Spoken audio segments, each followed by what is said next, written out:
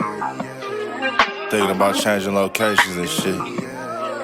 Man, get into this motherfucking bag.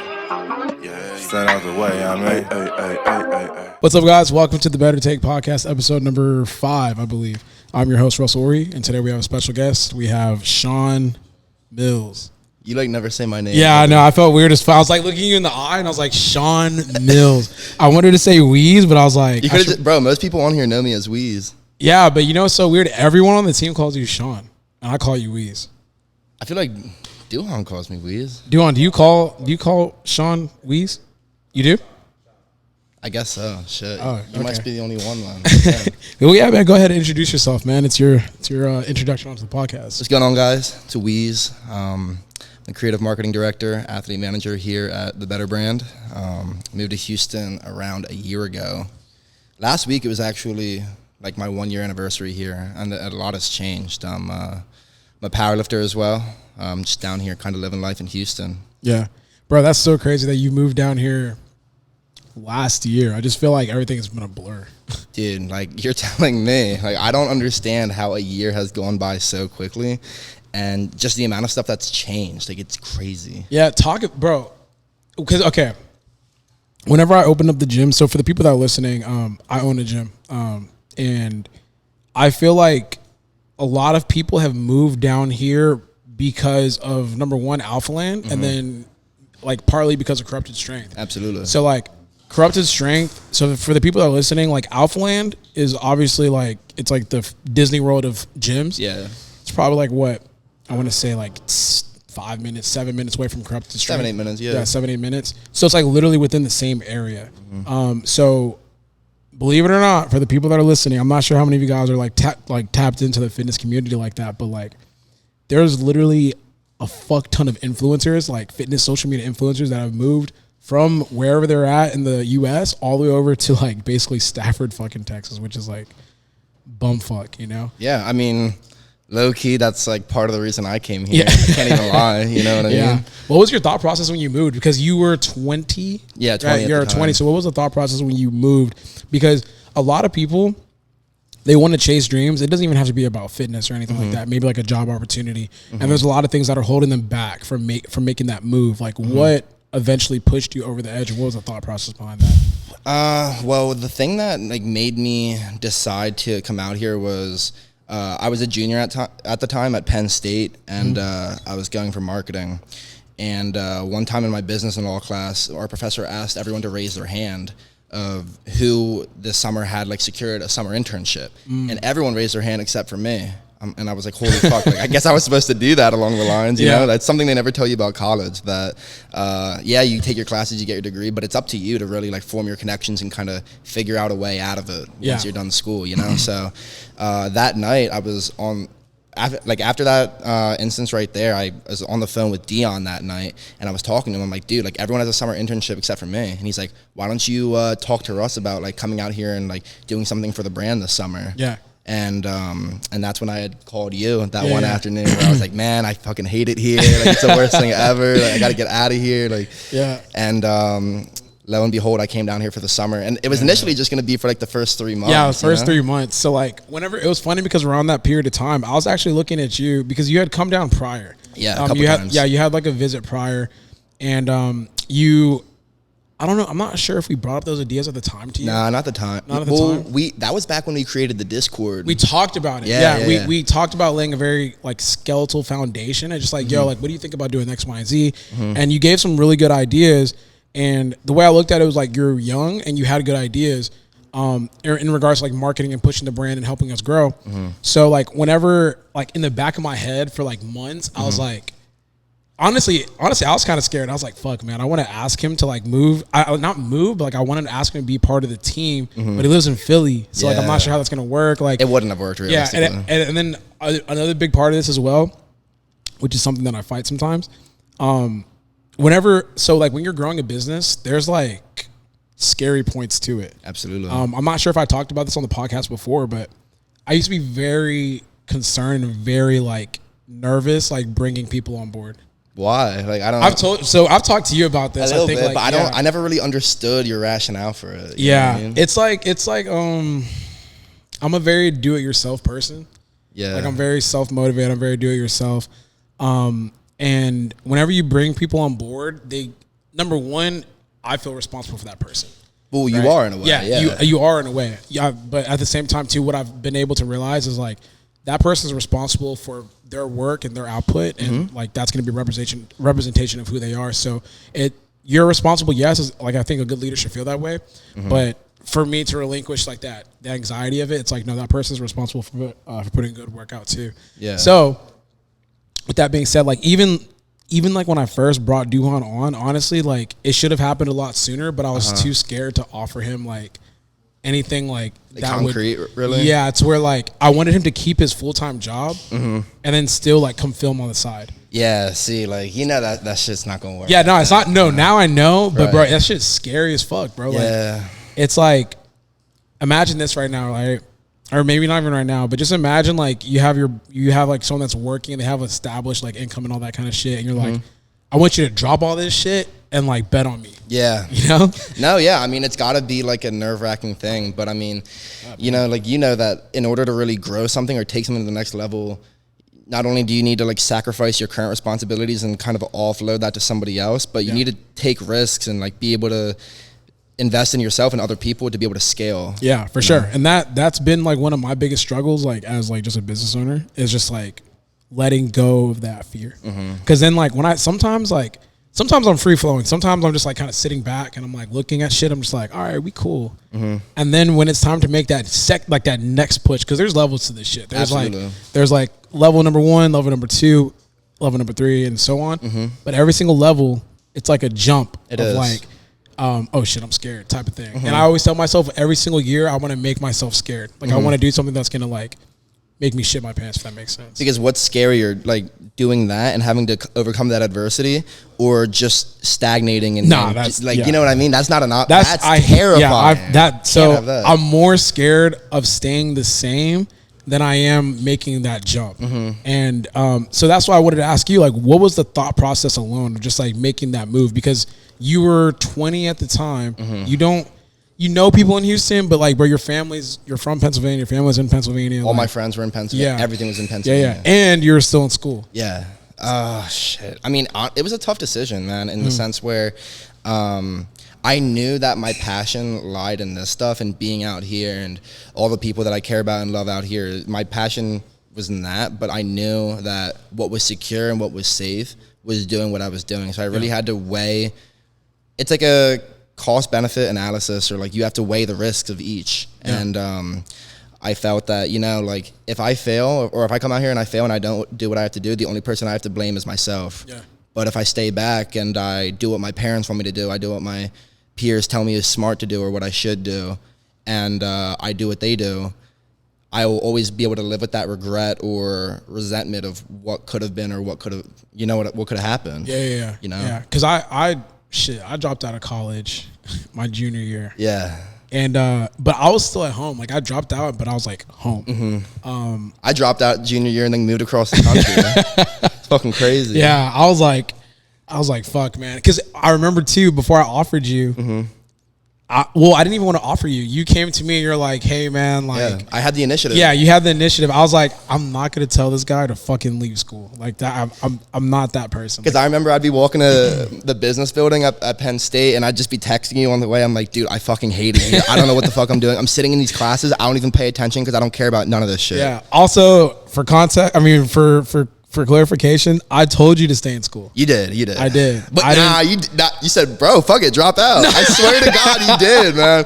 At least one time. No, because you said you hated it and you didn't want to be there. And I didn't. Then that's why I was like, okay, well, fuck it, drop out. But I was telling you I was like, if you could find a way to like finish school and like whatever, like try to like balance the two, then bro, I'll work with you or find something out. Right. But you were like, nah, fuck this shit. Yeah, because I knew, and like I was willing to bet on myself. I knew what I was capable of. Yeah. Like for everyone at home, please do not just drop out of school and make a huge move like that. You know, you really have to be honest with yourself and say, okay, can I create enough value doing something else than I can right here? And if the answer to that is yes, then consider that. And I've seen so many people since I moved out here come out here and start up their lives for themselves, and even people here like Mo and Mags, like they're coming out here and they're setting up a whole life for themselves. They just got here, but they're gonna be fine down the line because as long as you come out here or whatever big decision you want to make in terms of moving or any of that, as long as you work hard and you're better than most people at what you do, then like you're gonna be fine. Yeah. You know. So what do you think about the influx of people that have moved down here though? It's a shit ton. I swear, like honestly, we are in a very fucking unique bubble right now. Yes. I'm literally like in real time stepping back and thinking about it. Like something's happening right now. Yeah, it's really crazy what's going on in the fitness industry. Yeah. We're literally watching a shift from LA being that that media hub or like that hub where everyone meets up, like basically like Hollywood, right? Right. We're watching that shift become Houston. Like if you want to come visit somewhere, like and you're in the fitness space, you come to Houston. Houston's the place to be. Yeah, but like, so what do you think about the influx of people that have moved down since you moved down? Because it's been a year, but like, well, it's cool. I mean, I feel like a lot of people saw what happened last summer in terms of because I would say definitely last summer was a magical summer for a lot of things. Yeah, not only the brand, not only the gym, but just this entire fitness ecosystem, you know? And I feel like a lot of people saw that looking from the outside in and they're like, holy shit, I need to be a part of that. And I really think that this upcoming summer and just the next couple years that we have ahead of us is like something's going to be in store that like we can't even think of right now, you know? You know what I like observing? I like when people move down here. Yeah. And it's the no shade to the people that move down here that are lazy, but like the people that move down here and that are lazy and just chill in the crib. Yeah, because let me tell you what. Let me break that down for you. So there's people like yourself, right? You're very ambitious. I feel like you're one of those people that like no matter where you go, you're gonna be successful because you're just a very hardworking person. There's certain people that think that just because you move down here, shit's just gonna pop off for you. Like it just falls into they just think like they're just gonna go to Alphaland or go to Corrupted and shit's gonna work out and like it's gonna be amazing for them. Nah. It's like, nah, bro, that's not how it really goes. Like I've seen a lot of people, like I literally watch their mentality and how they approach life. Like they start realizing it's not like that. Yeah, they're like, I think I made a mistake, you know? Because what it is they see the lights and the cameras and they see us all down here having a good time building shit. And a lot of people think this shit's a game. Yeah.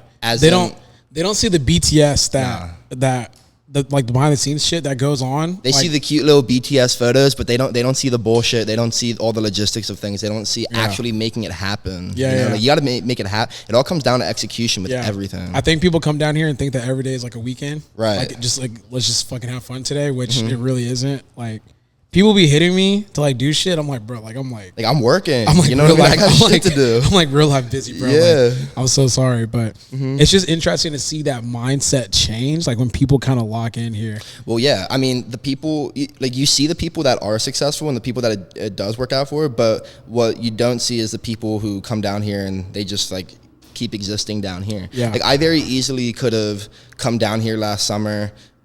Bullshit around for a couple months, had fun at Corrupted, you know, did whatever, and then just went back to school. But like, if you really want to make something out for yourself or establish yourself, you gotta like do everything you can to work for that. I'll say this, like, there's opportunity everywhere. Like, when you come down to Houston, there's literally opportunity to do whatever the fuck you want, right? If you want to come down here and party, just say you're around people and shit. That's fine. That's cool. You could do that. Yeah, no shade to that. Yeah, no shade to that. I mean, like, there's people for that. But, like, whenever you come down here, you have to understand, like, you have to take that shit by the balls. Like, you have to be like, yo, like, I want to be successful. I want to work hard. And it'll happen for you because there's opportunity fucking everywhere. Right. There's a lot of big companies that are, like, in Houston. And, like, if you show you're capable, then you'll be able to, like, maybe work with these companies or even build something for yourself as a independent contractor or something like that. Right. So you just got to find your way. I think a lot of people they want to come down here and just like be around the gym and shit, which is cool.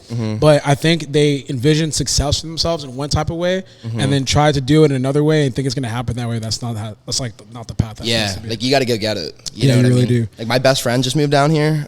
Shout out Joe. And I told him, like, he's down here doing his little videography thing. He's going to try to work some means. But I told him, like, you need to be in alpha land every single day. Yeah. Going up to random people, meeting everyone that you can, and working for free at first, and then eventually building enough value for yourself that you can start scaling from there. You know? You know why? That's why. Like, whenever people ask to like film me or take pictures of me in the gym, I always say yes. Mm-hmm. I'm just like, doesn't hurt. Yeah, us. I mean, like, if you want to, like, bro, help build your portfolio. Yeah. Like, go ahead, go start taking pictures and do whatever. I'm like, I give the same answer every single time.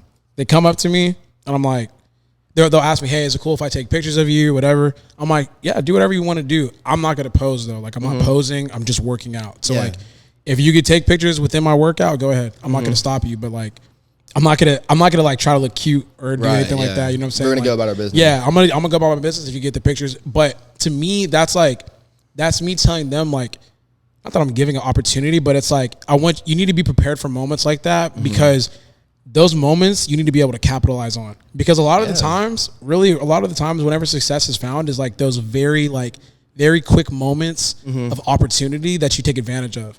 Like, a lot of people are like, oh, I don't have the opportunity. It's like, you probably did, you just didn't fucking realize it, and you didn't take advantage of it. Yeah. Or you didn't put yourself out there. You know what I mean? Like, or you didn't put yourself out there. Because like naturally, and like you used to be the same way, but I'm a very like introverted person. Like, I keep to myself. I'm not a very talkative person with people who I'm not super comfortable with. And like, coming to Houston, I really had to like dig deep and change that about myself, or really like take that extra effort to put myself out there. Because if I just like moved across the country and left behind school and everything that I ever knew, left my girlfriend at the time behind, like left everything, you know what I mean? If I just moved across the country and then just remained the same, stayed my quiet little shy introverted myself, and then just like didn't really do shit, you know, then I wouldn't have worked out for myself. Like, so how did you manage being introverted if you were like in a frat? Well, you know, I was in a frat at Penn State. I was in Delta Chi, and fuck yeah, dude. But like, I really did it to just meet a group of guys and kind of just get to know more people. You know what I mean? Like, I was in the fraternity. I never paid any fees because I was able to figure out a way for myself where I had some old gym equipment from COVID that I had bought for myself to train, and I gave that to them in exchange for my fees paid. Like, I didn't have to mess with any of that stuff. Yeah, because like, realistically, I did not want to pay for a fucking fraternity, you know? Like, what? Yeah. Because people like at Penn State who knew me, they know that like, I'm not a frat guy. I don't have like a frat persona. I'm just, you know, that's just not the kind of person I am. So yeah, I was in a fraternity, but I was never really involved, and like, I was kind of known as like the black sheep who never really came around. You know? I just didn't really, because I had my own stuff going on. You know what I mean? Like, I had my own. I was doing shoes. I was doing crypto. And you know, like powerlifting stuff, you can make it as full time as you want it to. You know, and I was so locked in with that I didn't leave any other room on my schedule to be like getting fucked up and taking shrooms on a Saturday afternoon. You know, like, I'm not doing that. Yeah, there's things to touch upon that with that, but like, because you said three things that I thought was interesting. But like, bro, like, explain frat life, because because I'm black, right? I'm Nigerian, but I'm black. Yeah. There's black frats, right?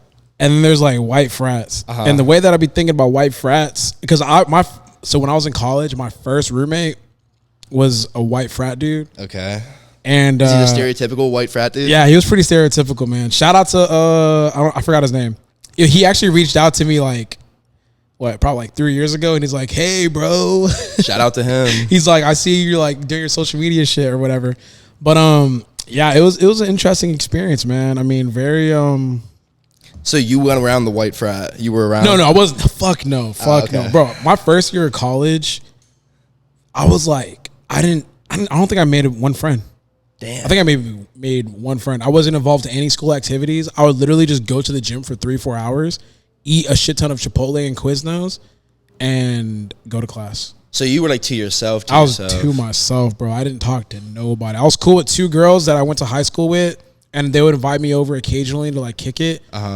But other than that, bro, I was to myself. I was like watching Criminal Minds and CSI. So like, looking back at that time, how did would you change anything, or like, because you're comfortable being by yourself, do you regret not really like branching out or doing anything else your freshman year, or would you have done it any differently? Or now that I see the way that college could be finessed, maybe done some more intramurals or something like that, or found a way to meet people. I don't know, bro. I like when I think about my college experience, bro, I like when it comes to like the actual school part, I didn't make any friends. Like I didn't interact with anybody. Damn, man. Yeah. So like, what was the craziest thing you've seen like in a white frat? Well, I mean, I don't want to like snitch on anyone, but you know, just y'all was like touching each other and stuff, or like, bro, what? Bro, these are legit questions. No. We never got into You never seen nothing crazy like that happen? Like, we never got into any gay shit or anything like that. You know what I mean? Frats, like, what kind of frats do you be looking I've heard some shit, bro. Like, I don't know. No, like, that might be in the movies. Like maybe like when like the initiation thing, like the elephant thing. Oh yeah. No, there was actually a fraternity at Penn State who was rumored to be doing that. See? Yeah. I'm not gonna drop their frat name. That sounds crazy. Yeah. But our fraternity was kind of known as like the tough guy physical fraternity in the sense where it was all the rugby players, a lot of the wrestlers, and just like a lot of the track and field guys as well. Fuck no. Yeah. I already know how that goes. That's so it was all about it was just all about testosterone, being physical, like having the most girls at our house, doing the most drugs, getting in the most fights. Dude, I've showed you videos of like our frat house at the time. Your frat house is the sickest shit I have seen. Yeah. But that's accurate with how like they be living life at that time. That's like, how it was. They would like fuck up the house on purpose. Yeah. You know what I mean? So there's videos that Wheeze has shown me on his phone, and his frat house, like it didn't even look like a house. It just looks like it looks like a dumpster. Right. Well, okay. So a lot of times, like whenever there would be pledges or any of that stuff, where there was people to just like kind of tell them what to do or whatever. A lot of times the brothers would get trash bags full of like garbage from the garbage thing outside and rip it open and then like spread it all around the house. So like the whole house would be covered in like rotten garbage. I shit you not. Look at wherever you guys are listening to this podcast, literally just think of that room and just like maybe like 100 pounds of just fucking trash everywhere. No, like hundreds of pounds of trash. Actually, like, not exaggerating. Yeah, it was like a sea of trash where you couldn't even really see the ground for real because there was just rotten shit everywhere. It was crazy. I had to clean up after my college roommate one time. He was in a frat, and I don't know what he dressed up as a minion, and I guess like they had like a minion party or some shit like that. That's insane. I remember he came home kind of bloody and shit. I was like, okay, yeah. And he left, but like, bro, have you ever stayed in a dorm? Yeah, freshman year. Like, you know, like the ones where like literally there's no fucking room. Like, there's no room in those fuckers. Yeah, like it was two twins, and like literally it was like my legs length across from his bed. Yeah, damn near, or like maybe 5 feet in between. That's not accurate, but it was so like if his side is dirty, the whole room is dirty. Yeah. So like I'm not like the cleanest person, but like actually no, I'm pretty clean. I was like, bro, I gotta clean this shit up. Right. So I started cleaning. I'm cleaning his side too. I cleaned his side, bro, because his side is crazy. It was crazy, but his side was fucking dirty. I'm like, bro, you're dirtying up the whole goddamn room. So like, I'm cleaning up and shit, cleaning up, and there's like this in Texas. We have Whataburger. Yeah. So there's a Whataburger cup. Oh no! Don't tell me. Yeah, and I touched the Whataburger cup to like pour it out in the sink because like, bro, our sinks are in our fucking dorm room. Yeah. So like, I pour the fucking thing out and it's fucking dip, like just fucking spit dip, all that shit. You couldn't have tell when you picked up the cup. It wasn't like warm or anything. No, well, I mean, it was sitting out in the sun, so I just thought that like maybe it was some Dr. Pepper or some shit like that. And I just pour it out and I was like, I was like, what the fuck? And like fucking like flies and shit flew. I was like, bro, this is flies and gnats. Oh my god. I told myself after that point, like, you're never living with anyone ever. I'm never ever in my life having a roommate. Like to this day, I don't like a lot of people in my personal space like that. Yeah, you don't. We know you don't. Yeah. You know what I mean? It's like I have like some people that I'm cool with to like allow my personal space like that. But overall, like I'm like a cat, bro. I don't. No, yeah. I mean, you like your own space and you want it to be clean in the way that you want it. And like dude, at this point in my life now, I've had roommates freshman through junior year, you know.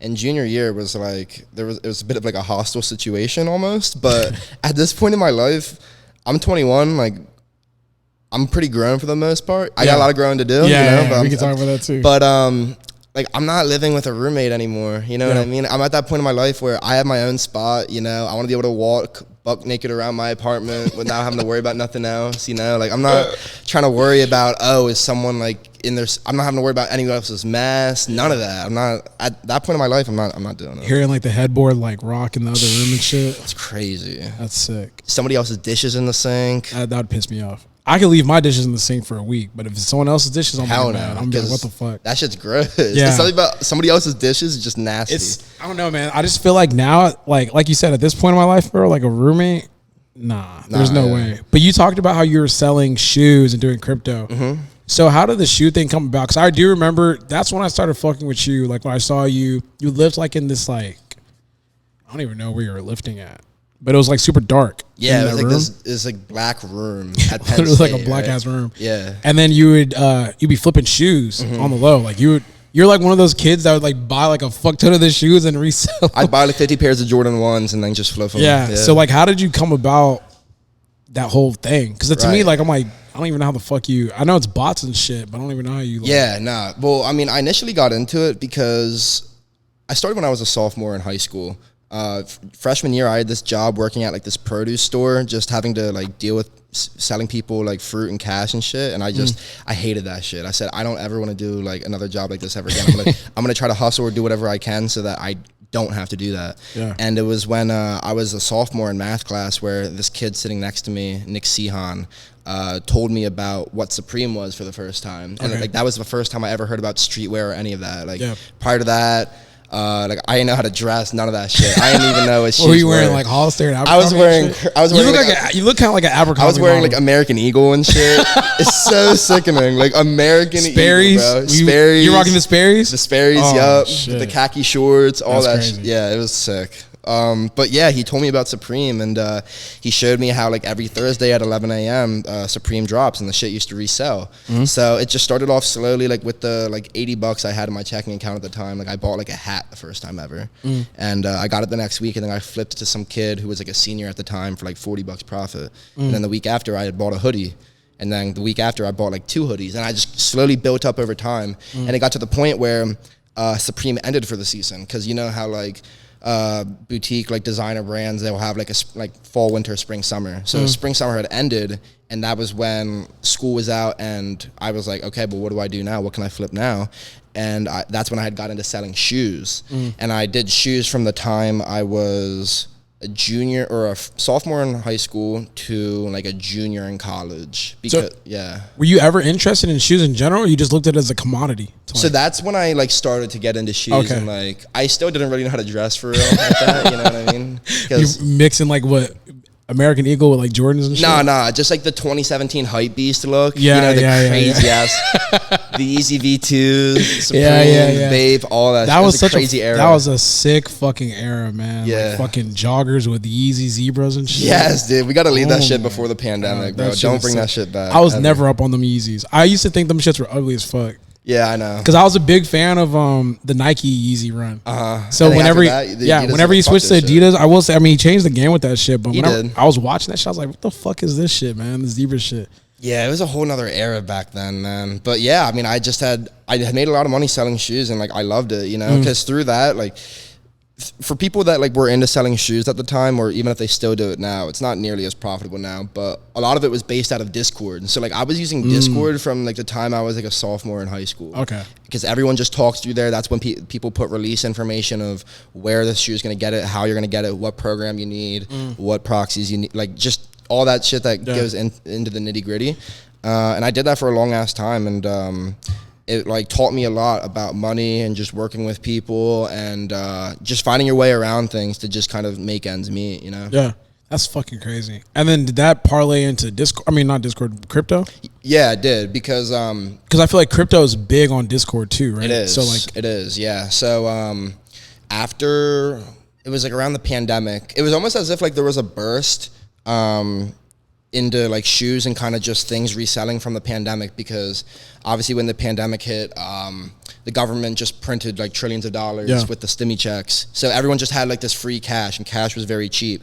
So with that, and like shoe releases were just like strictly online because nobody wanted to go in person for anything. So you just had like hundreds of thousands of pairs of shoes dropping through just the internet, and it was so easy to get them. Yeah. I remember there was a point where like the Court Purple was dropped, and I got like over like nearly 100 pairs. Like, what easy. The fuck? Yeah, I like took a picture of them like laid out in my driveway. It looked like the craziest. Did you flip those? Yeah, I flipped all of them. Yeah. God damn. Yeah, I like hit them off Foot Locker and Finish Line, and just people who know about that stuff, they know like how crazy it was. And then slowly over time, all these websites, they just they stopped doing online releases, and it just turned to like manual in-store raffles.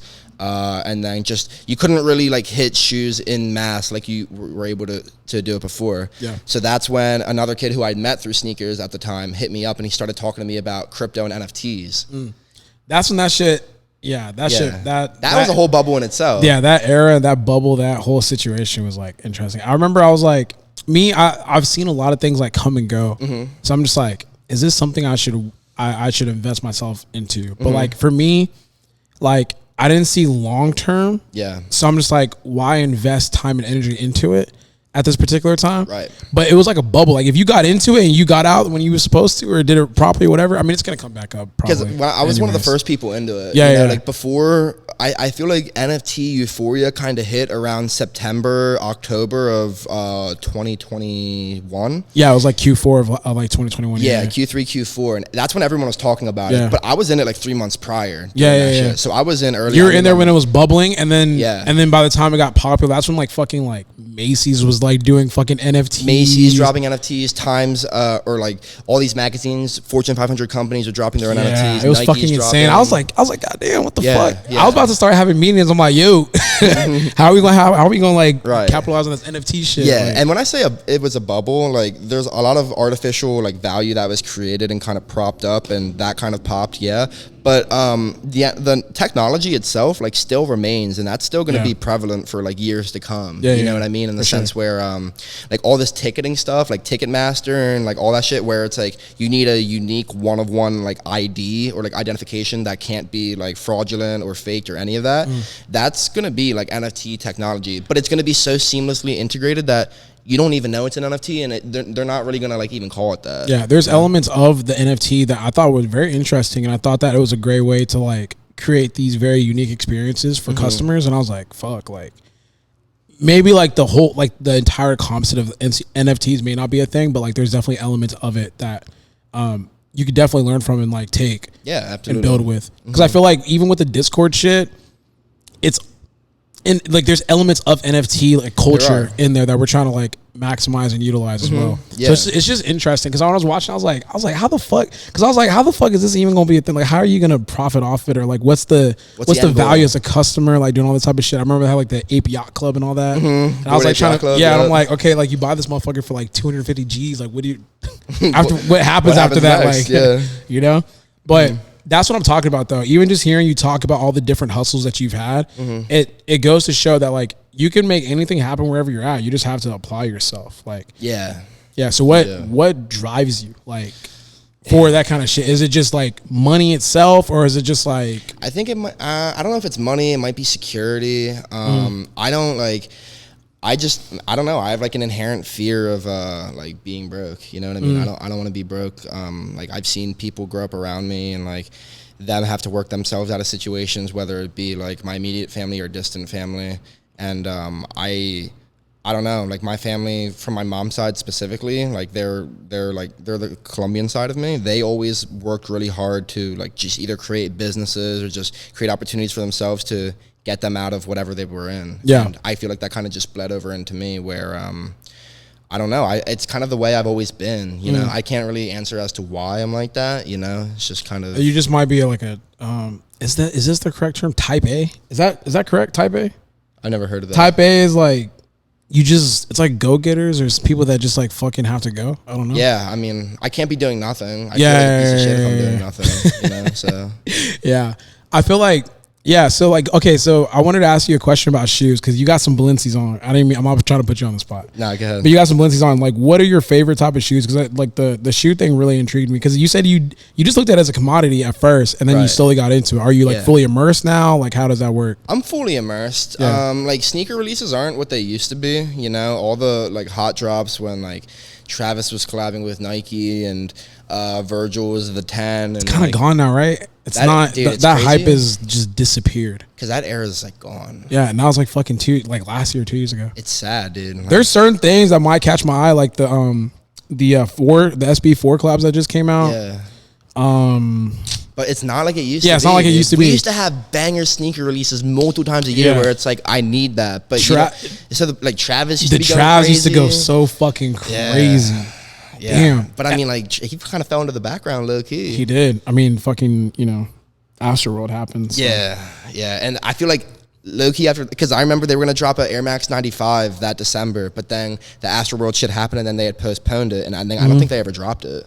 Or an Air Max 270 or something like that.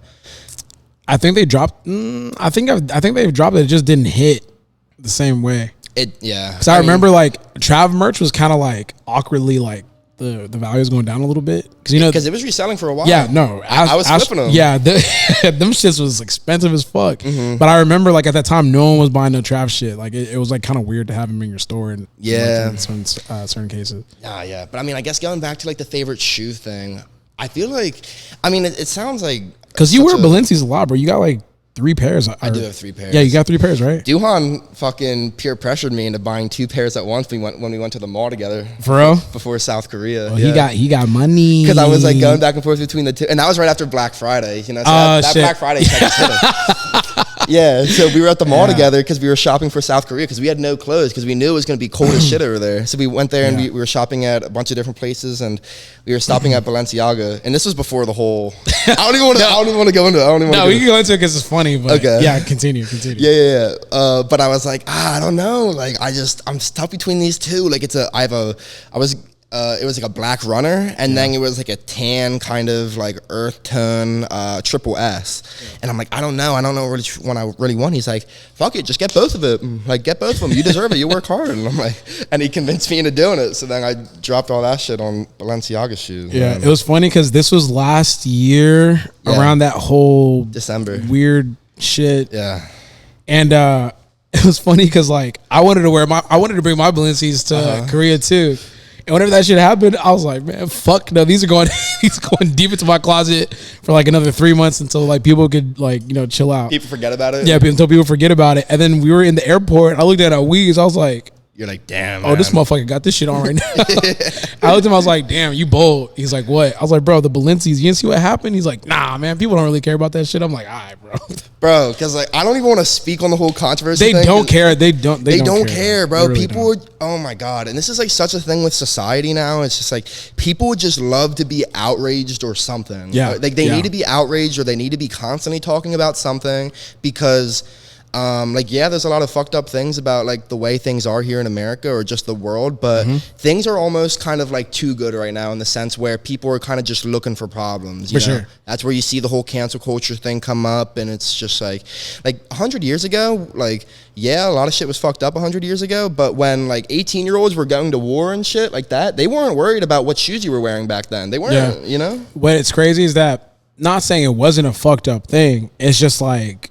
No, it absolutely was a fucked up thing. It's just like. But I'll tell you what, you think these motherfuckers are the only people guilty? Yeah. The top percent of everyone running the world, man, they're all fucked up. Yeah. The government there's is fucked nothing. up. Man, who knows what they had to do to build those fucking Sony cameras, bro? You know who really knows? Like, look at this fucking iPhone. Like, if you're sitting there outraged about like all that stuff and like you're vilifying and crucifying all these other people for what they want to wear, like, what are you wearing and who made it? You're literally not gonna. You're not gonna for real. Yeah, like, bro, the socks that we got. I don't know who made your Nike socks. I don't fucking know, bro. Who made your T-shirt? Exactly. That's why I'm just like, man, that was fucked up. Let's crucify those people, not so much the company. There's a difference between like maybe like, okay, that's some fucked up shit, but if a company keeps showing like track records, I just feel like people are just gonna pick and choose what they want to be mad at. That's just and we're like, and it's like, okay, like I don't even fuck with this company like that, so I'm not gonna buy their shit. So right, that's fine. It's just when like people just are very selective about what they're outraged about. Exactly. You know? Obviously, that whole shit was fucked up. It's terrible. You know what I mean? Twitter was going crazy. But that's another conversation because I think 2 episodes or 3 episodes ago, I said that I use Twitter for news. Yeah. I got my ass cut up. Bro, you got cut up by people that don't actually use Twitter like that for real. Yeah. I didn't even think I had an opportunity to clear that up. Did I? Did I ever even talk about that? Yeah. Okay, yo. Are y'all motherfucking stupid? Like, we're like, bro, like, okay. Y'all do know that the news that y'all watch, they tweet, right? Like, they have Twitter accounts, and sometimes their fucking Twitters pop off before they even go live on the air because they're anchors, the companies, people handling the accounts, they tweet literally live as the situations are happening in real life. Or someone's gonna tweet it. You know? Someone's gonna tweet it. Someone's gonna post a picture. Someone's gonna post a screenshot. Like, bro, Twitter is the news. Like, I don't even know what to tell you. Like, literally, like Elon, whenever shit happens, Elon would post. So, like, remember back when Elon would post about shit on Twitter and literally affect the stock market? Yes. Is that not fucking news on Twitter? Like, are you fucking stupid? That's news, man. Because I knew about the whole, like, when the whole Russia-Ukraine thing popped off, where, like, that was, like, January or, like, Q1 of last year. Yeah. I knew about everything real-time happening through Twitter before anything else. Anything, bro. And it's all unbiased, and it's just, like, straight, like, the meat, it's just black and white right there. And, I mean, you're going to have, like, the left's views. You're going to have the right's views. Bro, Trump would use his Twitter to break information and talk to the people. That is fucking news. It's just a highway of information. Yeah, literally, that's what Twitter is used for. Like, it was a whole thing whenever Trump got banned off of Twitter. Why? Because he uses it to push his narrative, which is happening in real time, which is news. Like, it's I didn't understand what was such a shocking take about that. It's like, oh, this guy listens, or this guy, consumes his news through Twitter. I'm like, no shit. The whole world does. Like, okay, I'm sorry. What do they watch? Fox and CNN? You watch CNN? Hey, jackass. Yeah. As you're watching Fox News Twitter account has already tweeted that shit 20 minutes ago. Yeah, and then on top of that, they're pushing their own spin on it, and their own narrative, where you can just get the facts straight up from Twitter. You know, bro, all these news personalities, all these sports journalists, like all these athletes, they all use Twitter as a form of communication to push their narrative and speak and just like report on what's going on. That's all it is. To say that like it's not a way to consume news, or that's an invalid way to consume news is stupid. It's just like an ignorant thing, because when somebody says that, like, you can just look at it for what it is. They just don't know. Yeah, they just don't know. They're just not tapped in. Yeah, they just don't know. Yeah, so. And it's like, I think people, fuck, man, I wish I could go back and see what people were saying, but they were like, it's so sad to see him invest so much in social media. I'm like, bro, it doesn't even make any sense. Like, I don't know what to tell you, man. That's just the spread of information. Everything is through social media. I'm sorry. Like, social media is unfortunately how the world is running right now. Yeah. Like, I mean, like, obviously we could turn our phones off and just like live in our own little world. Yeah. But there is the outside, like social media is what connects the world together at this point. Absolutely. Like, everything is connected. There's never been another time in history where everything is as connected or as tapped into the same place. Yeah. And like the spread of information can be like seconds from anywhere across the globe. Bro, I'm literally talking to our manufacturer right now that's in China, like as we're doing this podcast, which is like, it's just when people like try to like say, oh, social media isn't like, it's not important or whatever, like you're putting too much time into it. I'm like, that's reality. Yeah, bro, you could make anything as important as you want to. If you're going to ignore social media, hey man, that's on you. But there's shit happening on there. Mm-hmm. For those people that are, for the people that are listening, if you don't have Twitter, bro, just honestly, Twitter's the best app. You could just make Twitter, the best app, and depending on who you follow and what your timeline ends up looking like, it's literally like the news, and it's just like keeping up with trends and understanding like what's going on in the world, what's popular, like what's happening. Like for those of you guys that are just on Instagram, a lot of the cool shit that be happening on Instagram happens on Twitter like fucking 30 days prior, then it makes it to Instagram. All those little memes and jokes that you see on Instagram, they all came from Twitter. Yeah, they're screenshotted from Twitter. Yes. Or maybe Facebook. Facebook maybe have some in there, but yeah. I don't think people realize that. But also too, like, you're 21, right? So you're younger. Yeah. Damn, I don't even know how to ask this because like you're tapped in. Like, how do you stay tapped in? Like with cultural, like movements, like just like what's going on in the world, like just being relevant. You know what I mean? Like, I mean, I don't know. Like, I just live in a space or exist in a space where all that information kind of is just right in front of my eyes automatically. Yeah. You know, so I don't really have to go out of my way to be tapped in. I don't need to sit in front of my TV at 8:30 to watch the news report. Like it's just right in front of me. Yeah, bro. It's like as I've gotten older, I definitely see how easy it is to become like, because now that I'm like almost 30, I started thinking about kids and shit. Damn. So like I've always maintained in my head that I want to be a cool dad. Yeah. Like I want to be the fly. You're like the funniest dad, dude. Like I want to be a fly, like young, cool dad where people are like, yo man, your dad cool as fuck, bro. But like I could definitely see how if you slack off on just being tapped in, you could definitely just like tap out. Damn near like where you don't even know what the fuck is going on. See, I think that's why like there's just these disconnects between the generations and whatnot, or like where parents are kind of out of date because they have their own routine and they do what they do for a living and they kind of have that routine and stick with that. They're not exposed to all these new things that us younger people are exposed to, which kind of shape and mold how we perceive the world and just the way we view things. Because y'all are, okay, I think the biggest difference is that y'all are living it and I'm watching it. So I have to like make sure I'm watching the right shit. Yeah, like when we grew up, that's when the first iPhone came out. Yeah. And like, ever since then, it's never been the same. Yeah. All younger kids now, like their parents just give them an iPad and they're iPad kids now. For example, like some of this shit that I can't tell if I'm getting older now. I'll tell you if you're getting older. Yeah, but like you're a big fan of Lil Yeet.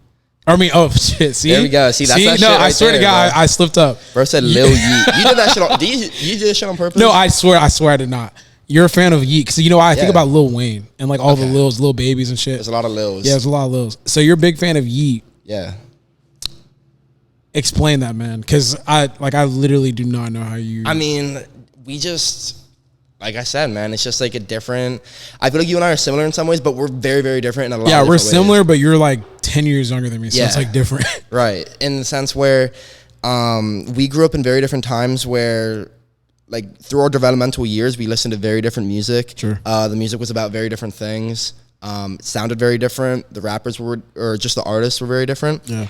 You and I just listen to music for different things. You know, like I feel like with the Lil Wayne track, or when you be bumping your old 2000s shit in the gym, where I just got to put in my headphones and just tune that shit out, you're like, you'll be yelling, you're like, yeah, y'all are not hearing him. You're not hearing him. Because it's like, yeah, man, I'm not really listening to the words like that. You know what I mean? That might just be me, but no, it's not just you. I just listen to music more for vibes and kind of, they can just be not saying shit, you know? But if it sounds good to me, I can get with it. Because Travis Scott has, I mean, shit, that's what Travis Scott be doing. But I fuck with Travis Scott because he's from Houston and like his music. I mean, like there's a combination of like not saying shit because there's bars. I don't know one Travis Scott bar. Really. Damn. Shit just vibey as fuck. It's just vibes. Yeah, just vibe as fuck. Yeah. Because I remember the first time I heard Lil Uzi and I was like, man, what the fuck is this? Like his old stuff or his new? Because he used to rap for real in his old stuff. His old stuff, bro. Because it was different. Like it was very like caricature. Because like Lil 2016, Lil Uzi versus the world type stuff. Yeah, because Lil Wayne was already kind of like that. Yeah, like, I know like he's like an old head now, but bro, like Lil Wayne was pushing those boundaries back then. So that's what I was into. Yeah, but it was because like Lil Wayne would be saying the craziest shit. So then now I'm like, damn, like I'm becoming my parents or something, because I'm sure my parents listen to me like, what the fuck are you listening to? Like that's exactly how they are. Like growing up listening to Young Thug and like hearing that, I'm not really relating or caring about what any of these other rappers previous to that were saying. Yeah, because I didn't grow up on that. I can't relate to that. It's so crazy because Lil Wayne is literally the only, like Young Thug. He walked so Thug could run for sure. Exactly. Yeah. You know. Yeah. So who would you? Fuck, what was I about to say? I would say, who would you say is your favorite artist? Because I never forget. I don't know what the conversation we were having, but you said I know. Go ahead. You said, bro, I swear this was last year. Wheeze goes, I've never listened to Kanye West, and I was like, what? I'm like, how do you know about Kanye West? And did you say because it was like his shoes and his fashion shit? His shoes and his fashion shit. And like obviously you'd hear little tracks here and there on stuff, but I never really went into listening to his discography. I don't think at that point I'd ever heard Flashing Lights or none of that, which was I like tweeted that and everyone my tweet went viral because of how many people were mad at me about that. And then he listened to Flashing Lights, and then he what'd you listen to? Was it Flashing Lights or something? Or yeah, and then Paranoid, and then Heartless, and all those little songs. Because I asked you for a couple albums to go through and listen to, and it was on the way when I came to Houston for the first time. I was listening to this shit. Yeah, he hit me up. He goes, "That was literally one of the most beautiful things I've ever heard in my life." And I was like, I was missing out. Yeah, it's funny because 808 and Heartbreaks literally set the tone for all these like younger artists to like kind of get what do what they're doing now. Like 808 and Heartbreaks was fucking controversial as fuck when it came out. Why? I never understood. Because no one had ever like made something that sounded like that before. Oh, really? It was just a whole new sound? Yeah, I didn't really like it that much when it came out, but then like now when I listen to it, it sounds fucking amazing. Matter of fact, on the drive home, I might listen to it. Just so good. Like you got Amazing, you got Heartless, you got all that stuff. Just driving through Houston at night hits so different. Oh my God, yeah. Yeah. But going back to like the favorite artist thing, I don't know if I have a favorite artist like that, because I have like a rotation of like maybe 5 or 6 that I listen to, and just their different albums through the past couple years. I prefer some more than others. I realized I feel like I'm starting to get old, because most of the music that I prefer to listen to came out in like 2017, 2018 when I was in high school. You know what they say? Your most formative years are your high school years. So like that's when you're gonna like most. So like for music at least, the music that you're listening to in high school is gonna be the music that you're gonna be listening to for damn near the rest of your life. Oh, I hope that's not true. Yeah, because it's gonna be like you're gonna be like, this was like the golden age. Because like honestly, when I'm in the gym playing music, a lot of that music came out like around like high school to college time. Yeah, like I'll play like a lot of like early Drake, a lot of old Wayne,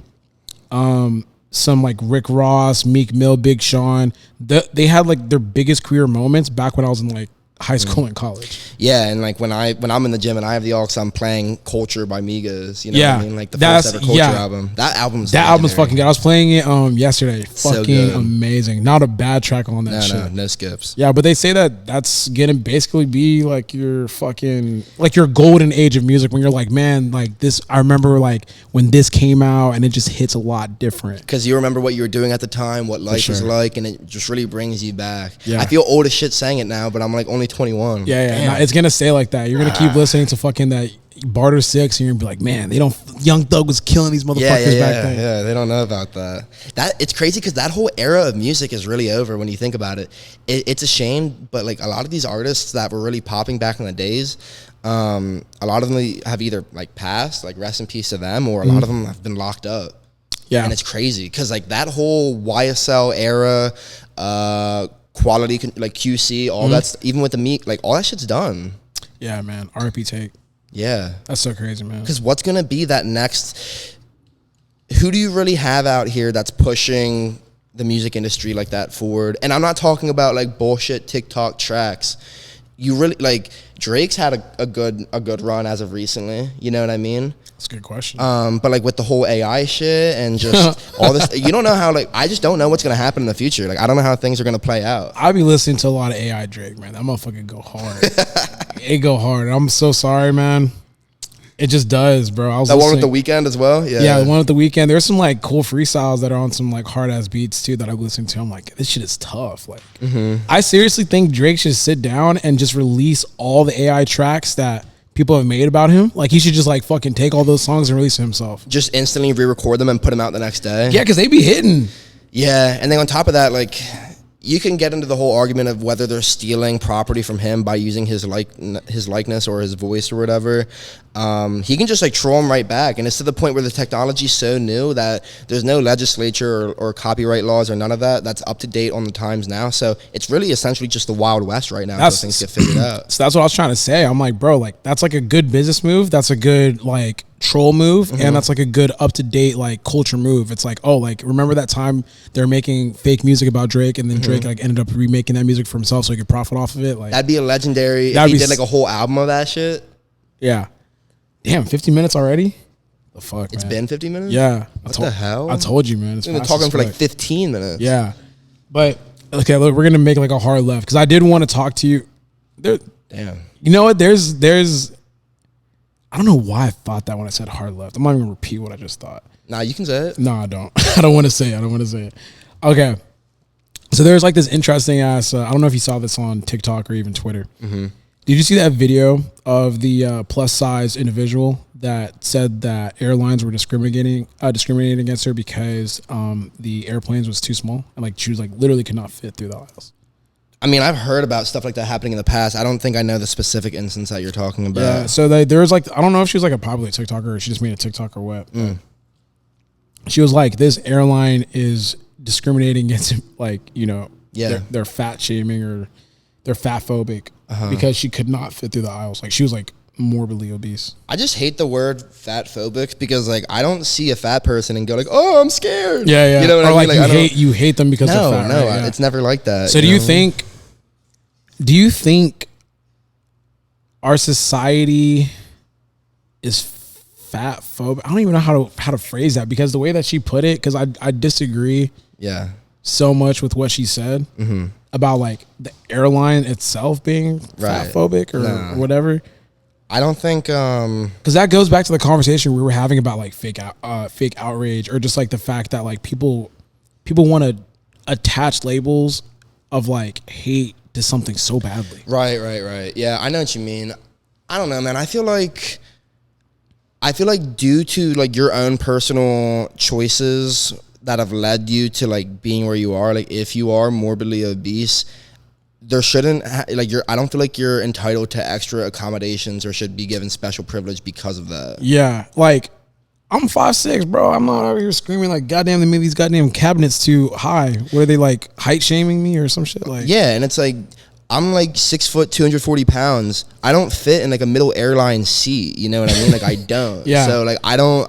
It's funny because I barely. You know what? I will say though, she does have a point. Them goddamn airplanes are too damn small. They are. They're fucking small. Because you gotta think we're big individuals, dude. Like the average person is like what 5'7", 170 pounds. Like I think it's like 5'9", like 180 or something like that, or 170. Even I think that's, but like, you know what I'm saying? Yeah, like, it's not. Because even for me, bro, sitting down on an like those airplanes are small as shit. I'd be like elbowing the fuck out of people when I sit I know. down. I have to be like, so like, I've flown a lot as of recently. I have to like fight for the elbow rest. Yeah. You know, I look, you have to like push them out of there. So just to claim that. Yeah. If there's one thing we can learn from that fucking video is the fact that like airplanes actually, like when you really sit down and think about it, bro, we are like sardines in there. Oh, they pack you in there. Especially when we went to South Korea, they pack you in, man. They don't care. They packed y'all in. Yeah, they packed us in, you know. Yeah. I was chilling somewhere You were big time. I saw this picture of how commercial airlines used to be back in the 60s. And like there was just so much more room back then. I don't know if it was the planes were bigger or somehow they figured out a way to, like, if you think of like your average commercial airline, like 3 times the total amount of space in the old airplanes back in the day. I don't know how they did it or what they did. I saw this one picture though that it was black and white. It looked crazy. Like you could have had a party in there.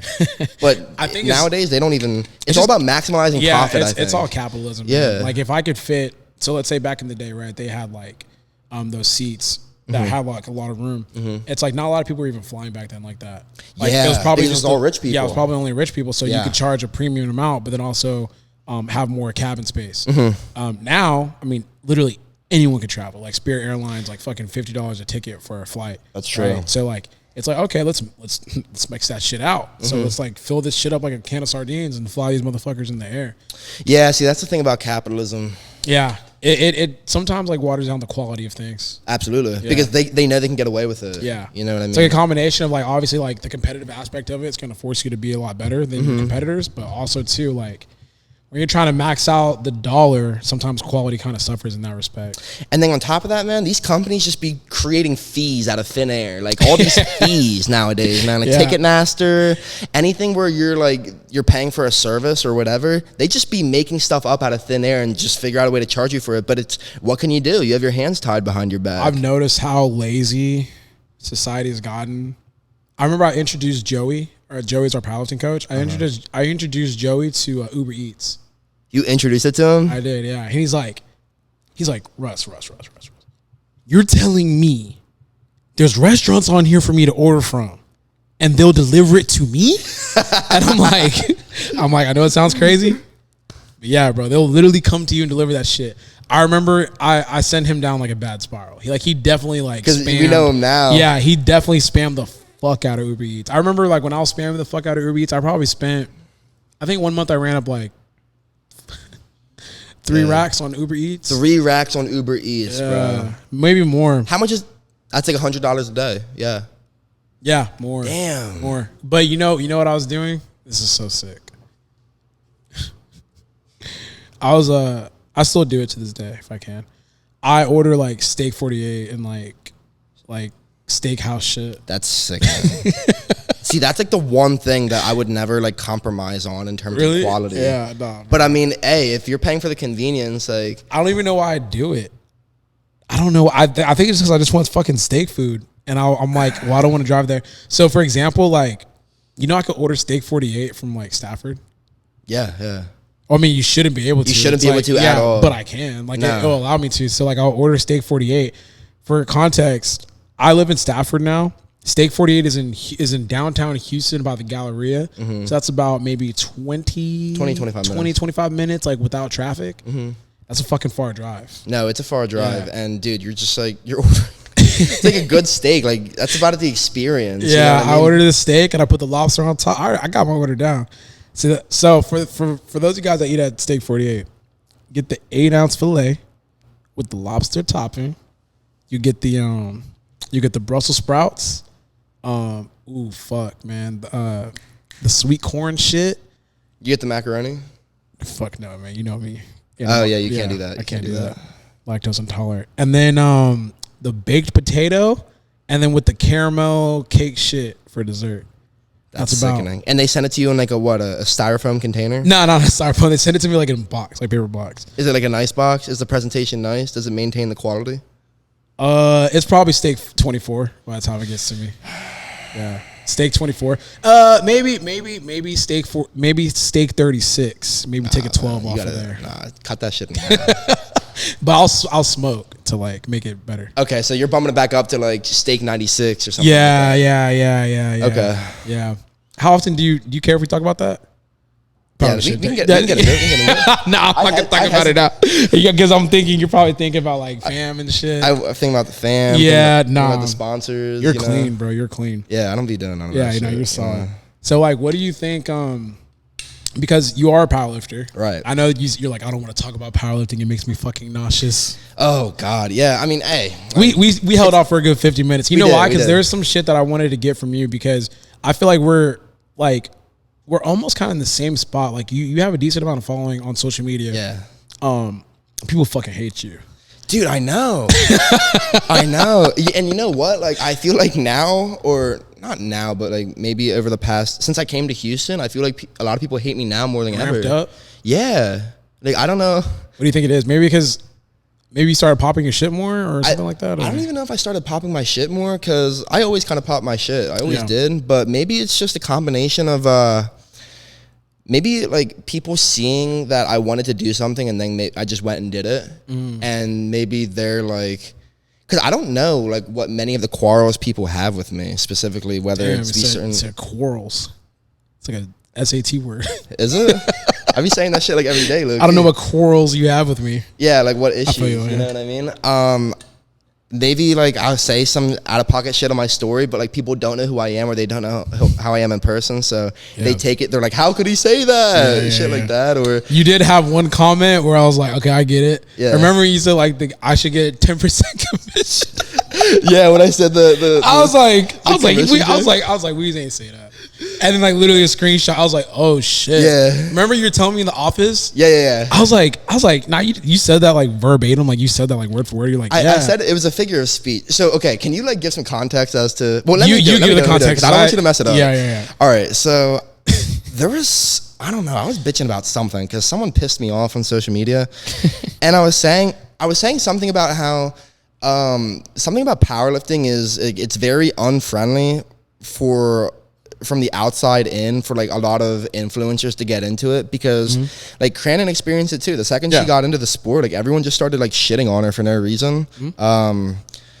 Like for whatever reason it was, I don't know. But I was just saying, I was making it a point how like influencers getting into the sport is a good thing, you know? For sure. Like it's a net positive. And whether or not like whoever's personal opinion, like you have to like look at it for what more people entering the sport and more money coming to the sport, like it's good no matter how you want to cut it, you know what I mean? And I said that like you should be thanking like influencers for like growing the sport, you know what I mean? Because influencers are what grow the sport. Nothing else is growing the sport. You're the biggest influencer in powerlifting. Powerlifting would not be a shadow of what it is now if it weren't for you. But if you say that, then you're the bad guy. But like, can we keep it real here? Can we call? My name is Russell Orhe. I do not co-sign with. Damn, man. Well, you're not even gonna back me up there. Okay, you're okay. You know why? Yeah, you know why? Because like, I know. God forbid. Yeah, God forbid you said that, and like, it just I know how it comes off, but like, it's like, you know, those conversations that are better had like off camera. You know what I mean? It's a conversation to be had off camera, but like, we're all human beings here. Can we be fucking for real and call it what it is? Like, we can just be real. You know what I mean? Like, he got a lot of people into the sport. The sport, like, he added like some sauce to it that wasn't there before, and it got a lot of people entertained, and it made lifting heavy weight look cool. A lot of people would not be in the sport if it weren't for him. Like, that's just the reality of the situation. And I know that the more and more influencers that come into the sport, more people are going to see them, or more regular, just like people who aren't powerlifting are going to see that, and they're going to say, oh, that person makes this shit look cool. Like, I want to try that out. And then as a result, like, it's just like, it's like a positive feedback effect where more people are getting in, more influencers are coming in, the sport gets bigger and bigger and bigger. And as a result, a lot of these people need to be coached, you know? So they need to get coaching from somewhere. So this is where the whole like controversial, and people still say it now, but like, or people like still bring up the meme now, or like they try to like say it to me as if I'm supposed to be like offended or embarrassed by it, you know? And this is where I should have chosen my words more carefully, but I said I should be collecting commission from. This sounds so crazy saying out loud. It does. That's why whenever you told me in the HQ, I was like, you were like, I was like, you said what? I was like, you said this like you said it just like that on your story. I said it at the end of a rant, and I said something about like I should be collecting a check from the people who I got into the sport. It wasn't something along. It sounds so bad saying it now, but it wasn't along the lines of that. I would like post a screenshot because I don't care. But I said something along the lines of that, and then like everyone just erupted into, because they took what I said like very literally. Where I didn't like mean it literally. I just meant you shouldn't be shitting on people for trying to get more people into the sport, and you should be thankful that influencers care enough about powerlifting to like be in it, and like, you know what I'm saying? Like the sport, you know what I'm saying? I know what you're talking about, because I had one of those moments too. We've both had. Like, I've had a lot of those moments. Well, you've had. I've had a good amount. Yeah, I would say there was that one time where I was like I was in a euphoric moment. I just had like an amazing workout. I was like, you know when you become high off of the workout? I was literally like that. And I was just thinking, I'm like, who the fuck else is working this hard? Oh my God, dude, I love this one right here. To this day, I don't understand that. Go ahead. But okay, so like, mind you, okay, we're in a sport that's powerlifting, right? We don't have personalities. We don't have media. We don't have like a lot of podcasts to talk about it, like any of that type of shit, right? I'm a huge sports connoisseur. Like, I love basketball, I love football, I love UFC. And all the time, these athletes, like, they talk about, y'all be the hardest working person there. Oh, he's the first one in, last one out type of guy. I'm a big fan of Kobe. One of his main things was like fucking squeezing every single ounce out of the orange. Right. So to me, I'm like, I mean, that's normal, saying that you're the hardest fucking worker in the room. Like, that's my mentality every time I step in the gym. Y'all know that. Yeah. So I said that on my IG story. I swear to God, I didn't think anything of it. Like, I didn't. You know how sometimes you weigh things out. You're like, should I post this? You didn't even think twice. I didn't think twice, bro. I just let it rip. And I literally went home and got off my phone and painted my shoe room. You just got off the whole weekend. You're just painting. Bro, I was painting. And then I was like done for the day. So I was like, let me check my phone. What's happening? I was like, so I always have this thing where I get super scared when I check my phone and there's a lot of mentions. Like, I have like a lot of mentions and DMs, and like my shit's going crazy. The requests be going crazy. So I was like, oh, like, what the fuck happened? Like, what, like, did I do something? Like, what happened? And I was getting memed like crazy. I was like, wait, like, what did I didn't even do it. Like, I haven't done it. Like, I haven't done anything today. I've just been painting my room today. And I was like, what? They meme me for that shit? I was like, bro, I've said that on YouTube videos. I've said that, like, I've said that a million. Duhan, haven't I said that shit a million times? Like, I've always talked about I'm the hardest worker or some shit like that. Like, bro, I've always. Dude, they got so mad. Yeah, they got so pissed. The Gremlins got so angry Yeah. when you said that you're the hardest worker that you know and that you work you feel like your work ethic is like head and shoulder. Bro, like what is I still to this day, I don't understand the issue with that. So like I think with that, like the sport just doesn't, a lot of people's first introduction to any type of like athletics or sports is powerlifting. Like a lot of them in the sport. Yeah. They never played sports in high school. They never played sports, yeah. I can look at them and be like, you didn't play sports in high school. Yeah, like, so, bro, growing up playing football, you're literally coached and taught, don't let someone outwork you. Yes. Like, I remember when I was like listening to everyone's takes about what I said, they're like, so there's probably a kid out, I can never say I'm the hardest worker because there's probably a kid out in Iowa in his basement that's probably putting in more work than me. And I'm like, what the fuck? How could you admit that? Like as a person that works out, how could you admit or say that there's someone out there that's working harder than me? I work so hard that I like to believe I'm the hardest worker. That's just like the mindset of what it was. Like, for context, when I'm in the gym, bro, I'm like talking shit to everybody. Yeah. Like on some days that like I feel like talking, I'm talking shit to everyone because I'm like, oh, like y'all gonna let me outwork me? One of my favorite things to say is like, yo, I'm 20, I'm almost 30, and like I've been doing this for like almost a decade now, and I'm like, I feel like I'm working harder than y'all. Whether that's true or not, it's like a mindset. Dude, and like on top of that, that just goes back to the whole selective outrage thing that we brought up at the beginning of the podcast, because like a lot of these people just are mad just to be mad. Like, how could he say he thinks he works harder than everyone else? How could he? Like, first off, you should think you work harder than as a man. Yeah, you know what I mean? That's just male instinct. That's how it was growing up between you and your peers, and like that's just the way it is now. That male instinct kind of just like, I think I work harder than you, and you think you work harder than me. Like that's just the way shit should be. I remember I asked Dylan. Shout out to Dylan. He works out at the gym and he works at the gym. I asked him. I'm like, Dylan, hey Dylan, you think you work harder than me? Oh no, you don't work hard. He's like, fuck no. He's like, no, you don't work harder than me. But I'm like, okay, I like respect, bro. Like, yeah, that's how you're supposed to fucking feel. Like, no, that's just like the normal way to feel. Yeah, you know what I mean. So like when these people have an issue with it, it's just you can't even hold too much weight to it because one, like if anyone from their camp said the same shit, they'd be like, oh yeah, like he's right. Yeah. You know what I mean? I've seen some wild shit. But what's your current take of where the powerlifting community is at? Because I know like you're relatively unhappy. Yeah, I mean, man, I just I don't want to shoot myself in the foot here, like say anything that isn't like so carefully thought of, but no, shoot yourself in the foot, bro. I mean, I've done it before. I'll do it again. Shit.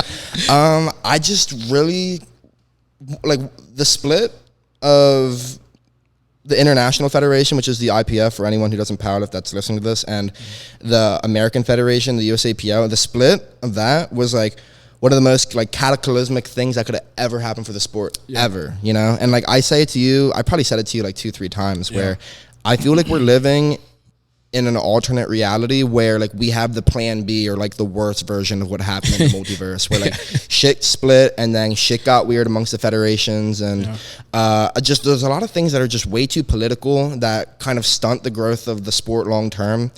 And I've been in the sport for around like 2-3 years now, and I love the nature of the sport. I love the concept of getting stronger and having the like building the squat, bench, deadlift, all that stuff.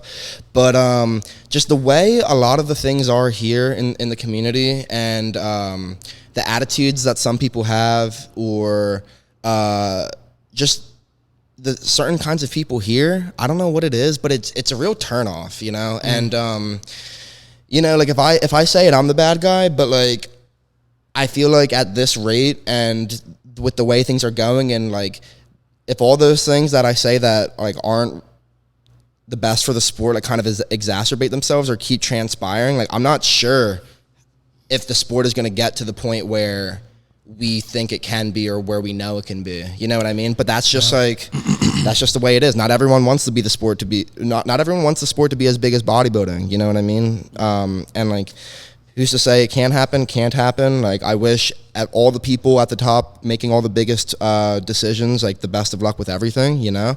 But like the more and more I see and the way I've seen the community change and kind of like mature over the past couple years, I I don't have faith that, I feel like there's a lot of shit that's out of our hands that like things are kind of, the cards are going to fall how they're going to fall. You know what I mean? Yeah. Because I think I have like more, because I got into powerlifting in like 2017, like 2016, 2017-ish, right? Yeah. Like none of this shit existed. None of this shit. So like much simpler. I will agree. Like I share those, that same sentiment with like the split. I thought that was like 30 steps backwards. I was like, bro, like we were literally progressing in like a decently right direction. Yeah. But what I really look at, like how far we've come, I'm telling you, the media coverage that we used to have in powerlifting was like damn near non-existent. I used to have to fight.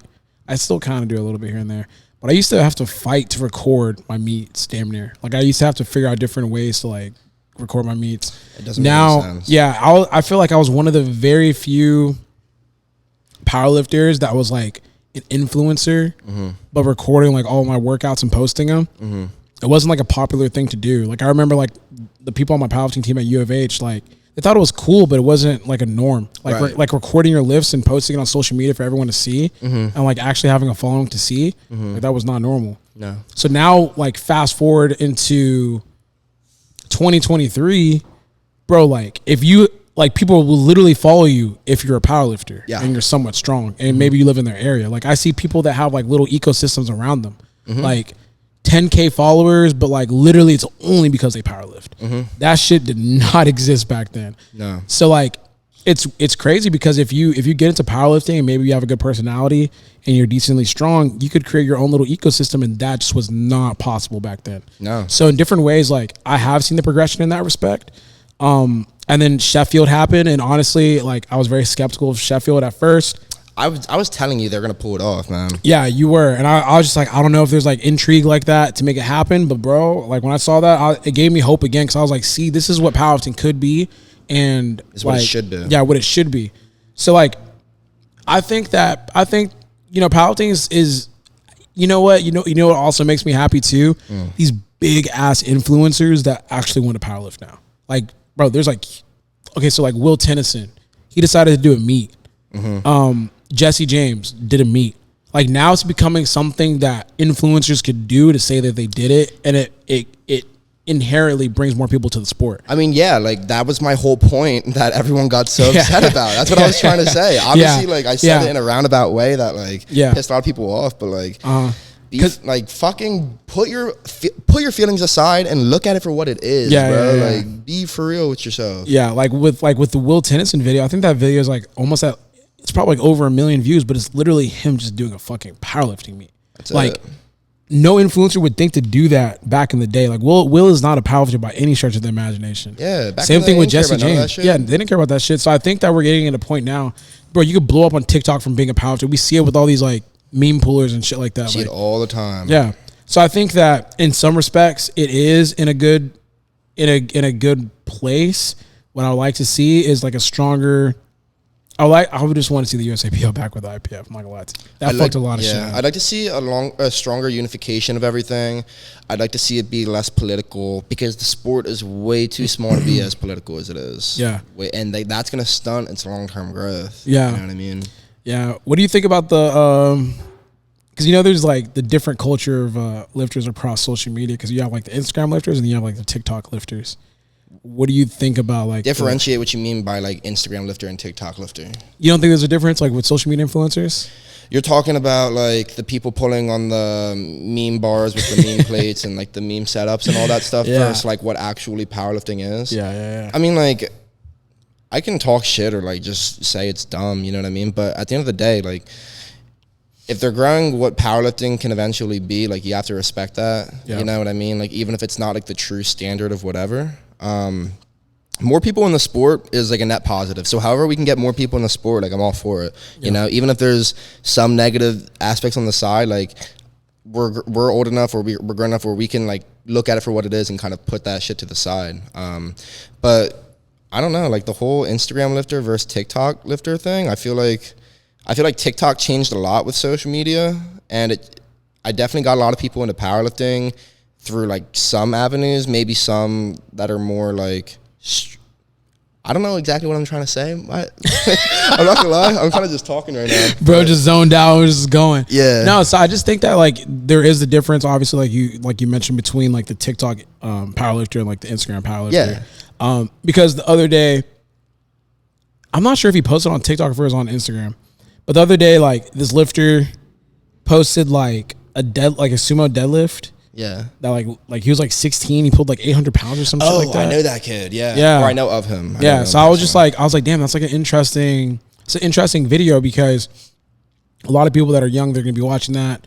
They're going to be like, oh shit. Yeah. Oh shit. Right. Yeah. And then me, like, knowing the information that I do, I'm like, I would never go out of my way. Cause I saw people in the comment section, like, yeah, people are going crazy. Yeah, kind of shitting on it. I'm just like, man, bro, I wouldn't go that route, just because like you don't want to discourage him from powerlifting. Like if you show like you're a toxic community, like who the fuck wants to join that? Dude, that's my whole point with this shit. You know what I'm saying? Like, why are we like shitting on people for, even if it's not like the right, you know, it's like not the right equipment or whatever. Who cares? Like, it's more people just trying to get into it, you know? And like you can, if you know that like lift like that isn't the same as like a competition lift, like that's fine. Just know that, you know, you don't have to like project that. You don't have to shit on the kid. Tear other people down at your own, like to make yourself feel better. Yeah, you don't have to shit on little Jimmy pulling on the plates, bro. He's anyone 16. who like spends their time like reposting stories or taking their like taking all that time to just tear other people down makes no sense. I can't wrap my mind around it. But I mean, like, I guess some people just have too much free time on their hands. Yeah. How far are we in? Because I wanted to jump into another, depending on like hour 15. Okay. Yeah, I get them out. Yeah. Is there anything like, I feel like, where do you see powerlifting take its next step? I see a lot of big players entering the picture in terms of companies that look to get into powerlifting or fund it, and kind of taking the levels of production and kind of the stakes to the next level. Yeah, you know, that's what I see. Because I've seen a cultural shift. I'm not gonna lie to you. Like, I'd love to hear about that, because I need a culture shift. I need to see a culture shift. Yeah, because it's so interesting to hear your take when you say that you feel as though we took some steps back, which I do agree we have. Mm-hmm. But if you look at the playing field, so back in 2015, 2016, 2017, if you're a fitness influencer, the cool thing to do was to compete in a bodybuilding show. That's like to show like, oh, like I'm really about this fitness shit. I'm starting to see now like a very slight culture change. When you're an influencer, it's kind of cool to do a powerlifting meet. Yeah, I need to see more of that. But it's kind of there, bro, a little bit. You know what I'm saying? Like, I've seen like big influencers on TikTok and Instagram. They're like, oh yeah, I'm getting into powerlifting. Like, that's what I'm gonna do. Well, good. I mean, even if they don't want to really do it as like a thing long term, and if it's just they want to do one meet and kind of be done with it, like that's fine. Because back then that shit would not happen, bro. Like, at all. Like, you have no idea. Like influencers just not getting up and doing a random ass meet. I guess so. Yeah. You know? So that's what I think. I truly think that powerlifting might be the next wave in terms of like what fitness influencers do whenever they want to challenge themselves in the space, and not just be like someone that goes to the gym. We're gonna see, man. It's gonna be very interesting how things play out over the next years. Yeah, because you know why? Because the barrier to entry is so low. It is low. It's very, very low. You literally just train for like a month or two, and then like, you know, structure yourself, maybe find like a handler, and then you go compete. It's all it's becoming a lot more popular to like partake in powerlifting, do meets, but it's also becoming much more popular to train on like specific calibrated or like competition equipment. You know what I mean? Yeah, where you didn't really see. I mean, correct me if I'm wrong. Like, I got into the sport in 2019. You did not see people training on like calibrated kilo equipment like you do now. You know, not as much. It's more like readily accessible. Yeah, not as much. Like, I would say that the powerlifting culture definitely exploded in America. Like, obviously kilos and shit, that's more overseas. But in America, yeah, it's definitely exploded. It wasn't as prevalent before, because back then powerlifting just used to be equipped, and like you'd have to find some like hole in the wall gym, right? To go get those type of equipment. But now it's like, it's almost standard. Like, you go to a big ass gym, you kind of expect that. Yeah, you kind of need like a corner where there's like a combo rack, maybe a OHP at least, maybe a Lico if you get lucky, and then calibrated kilos. that was not happening back then. I remember I had to fucking buy back at Alpha Lead. I had to buy my own combo rack. It's just becoming like more publicized or just like kind of expected to have, you know. And I think gyms kind of taking that and pushing it forward. Like we're seeing so many gyms pop up where they have that stuff, and it's like, yeah, we have this, and like people are coming in. Like I really see a future where Corrupted is like 10 times the size of it is now, and it's like a whole ecosystem, and it's like commercialized to like the public where it's like you can come here and powerlift. You know what I mean? Damn, I appreciate that, man. Well, I mean, I'm just kind of looking at how things are going to play out over the next couple of years, realistically speaking. I'm fucking with you. I would love to make Corrupted bigger. It's just, it has to make sense. You know what I'm saying? Of course. Like, yeah. It takes steps. I would like to double it because a lot of people, I think we miss out on a lot of people that want to come in and bodybuild. Yeah, we do. Yeah, so it's just like some people like literally make the decision. It's like, yo, there's just not enough equipment for me to come train. So in a perfect world, in a place of evolution, I would love to have a facility where like bodybuilders come in and want to train. Because I think we have a sexy ass facility, to be honest. Like it looks aesthetically pleasing. Yeah, it's pretty hot. Just need like actual more equipment. You know what I mean? Yeah. More of that. But like with big company, like imagine if Nike, like we have this conversation now, but if Nike enters the picture, like everything changes. You know what I mean? And there's a conversation of powerlifting. Yeah. Like we think of where it can be, but like with all these bigger companies investing more and kind of figuring out like who the big players are and where they can selectively put their money to have these big meets and invest and put on these big shows with big prizes, like that's just going to draw more people towards it. Last powerlifting question, because I'm starting to get nauseous. Yeah, bro's getting dizzy. Yeah. Last question. Do you think there is a face of powerlifting, excluding like us here? Excluding us here. What's that meme of Max Kellerman? I don't know who that is. Oh shit. Death beam. If people were coming to invade the earth or something, like death beam pointed at the earth. Yeah, Oh, you're going with sounds. Yeah, I'm fucking it up, but no, I mean you're definitely the face, but outside of that, I don't know if any people out. It has to be someone like in this Houston ecosystem. You think so? Who's the biggest untested? Is it Jamal? It's not. Jamal's not the biggest untested powerlifter. John Hack was kind of like that old guy. I don't really know like who's that face. Wait, what's up? Oh, okay. He said Larry was low key the face of like that old Larry. Kind of, Larry was like Larry's like the face of just being a strong ass fuck. That did like powerlifting meets on the side. No. Early, actually, he was the face of powerlifting. Point blank. Period. Was he? Like at one point he was the face. Early Larry though. That was like when he was a powerlifter, and then like he transitioned into doing like just strong shit. Yeah, I mean, I feel like a lot of people that were initially in powerlifting who would or could be the face, now they transition into other things. Yeah. You know? It's hard to put, like, I can't really put a name on someone who's, like, running shit now. Because it has to be a combination for me of, like, because it's like I was listening to people talk about Jokic, which is, like, the basketball player, MVP. Yeah. But, like, he's been the best player for the past, like, 3 years, but he's not the face of the NBA. Because it's like about it's just about like popularity mixing with actually being good and having like a flair with your game. Right. So like I'm just trying to think of like a lifter that fits that criteria. I can't think of one because all the like if you want to go by like the best lifters, they don't really have that kind of face or likeliness or pull. Yeah. They don't. Yeah. I would say shit. Because think about it, it's not them. It's not anyone who you're going to be thinking about as like the top. It's not. Yeah. Maybe shit, man. Yeah. It's tough now. And it's not like a disrespect to lifters because like it's just a weird combination of things that make you like a superstar. Mm-hmm. It is a weird combination. Yeah. It's not a fair combination either. It's not. Because you could literally be the best, but that doesn't make you like a superstar. It doesn't make you the face of the sport. Yeah, because I'm a San Antonio Spurs fan. And literally we would win championships and like we're not the face of the league at all. Like Tim Duncan was never the face of the NBA. Like most boring player ever. Mm-hmm. Like literally the most boring player. Like he is the face of boring. And never once thought of like people don't even have him in their top 10. But he has like one of the best resumes of all time. But it's because he wasn't like marketable. Like he wasn't. And a lot of motherfuckers that are at the top now are boring. Yeah. Like, you know, that's just. Damn, bro. You really want to. I mean, I didn't say any names. Wheeze is like. I need I need a clip. I need to empty the clip. No, I'm joking. Okay, I think that's a good leave off. But I want to start answering questions. You got any good ones? Let's see.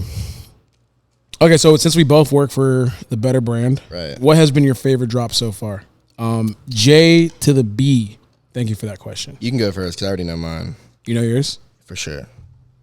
I would say Summer 2.0 is my favorite one. Yeah, I knew you were gonna say that. But I'm not gonna lie, the new summer one is my favorite now. Well, we got to see how that transpires. Like, we got to go through the whole drop and then make that conclusion. Really? I'm just talking about pieces. Pure designs. Yeah, pure designs. I saw the drop this morning. You saw it? It's pretty crazy. It's fire.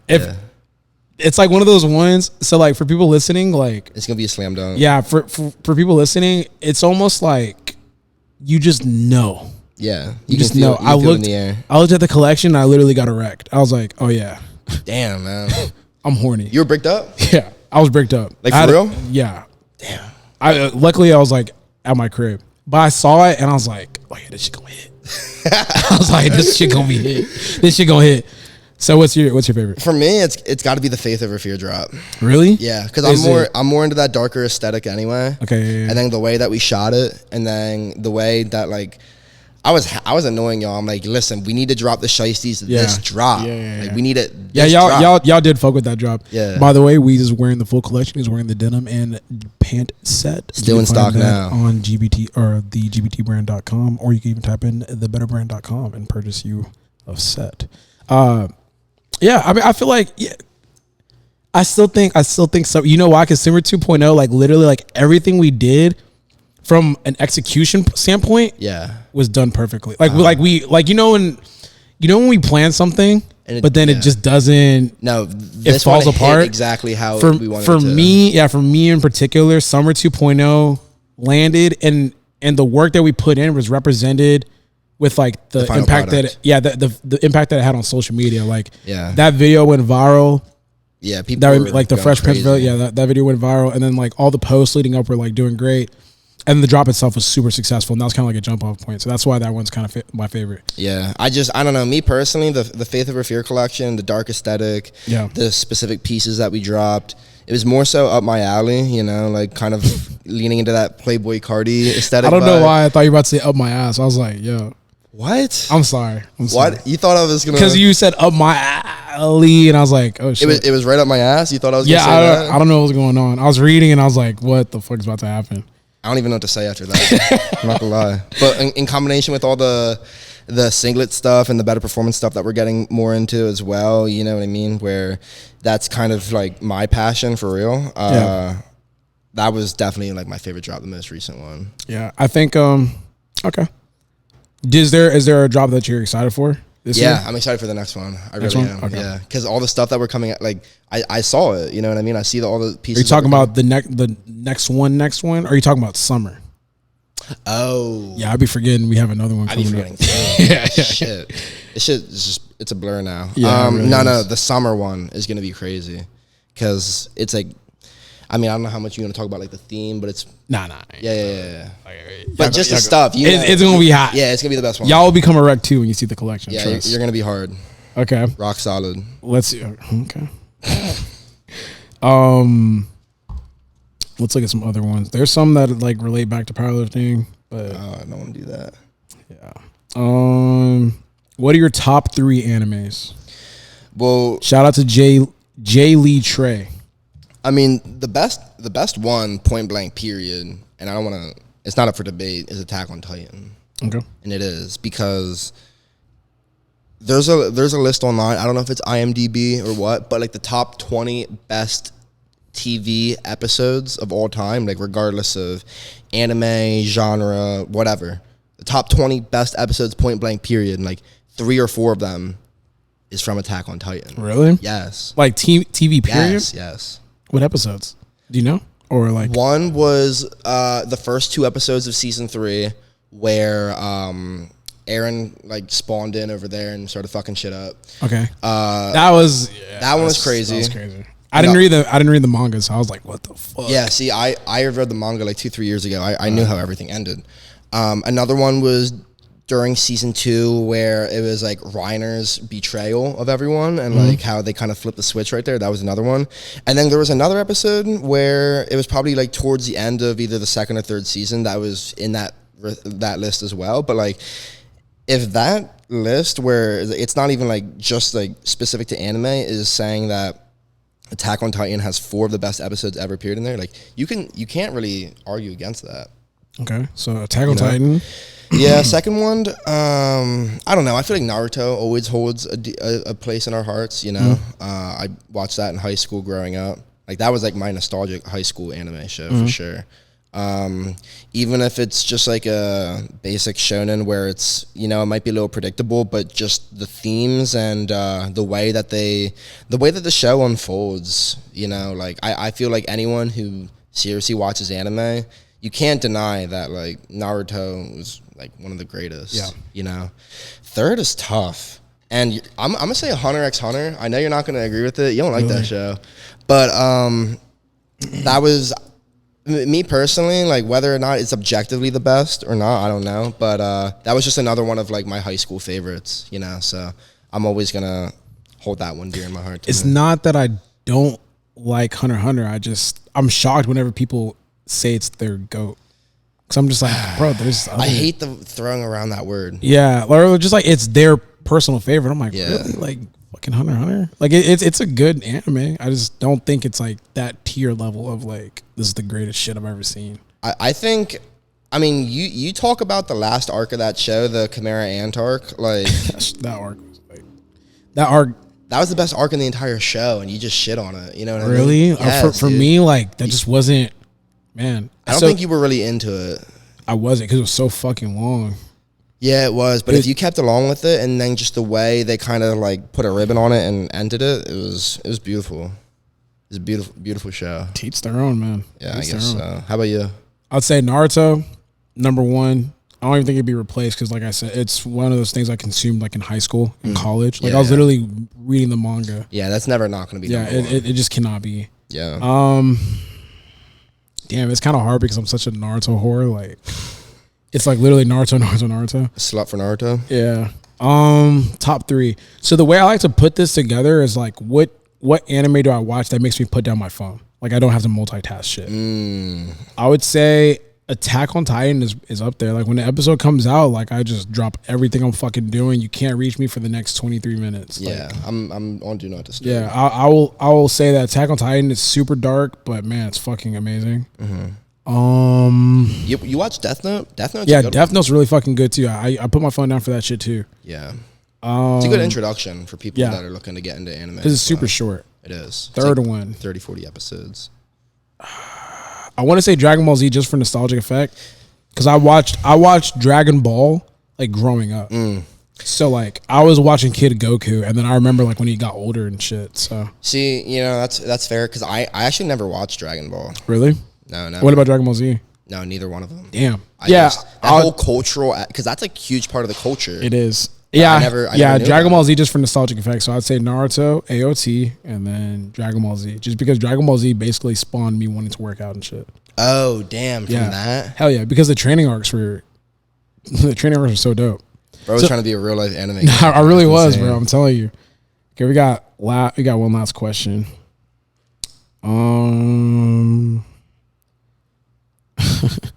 Honestly, I think that's why I asked that question. But someone asked me, "What is your opinion on pajama pant high schoolers who max out every time and use a bench for 1, 2?" It's basically that shit we're talking about, TikTok lifters. Oh yeah. They're asking some shit. So this one's kind of an interesting question because I'm going to answer this one. So MBN Asha asked, favorite fitness brand outside of your own. Damn. That's not even the one I meant to read. That's crazy, but fuck it.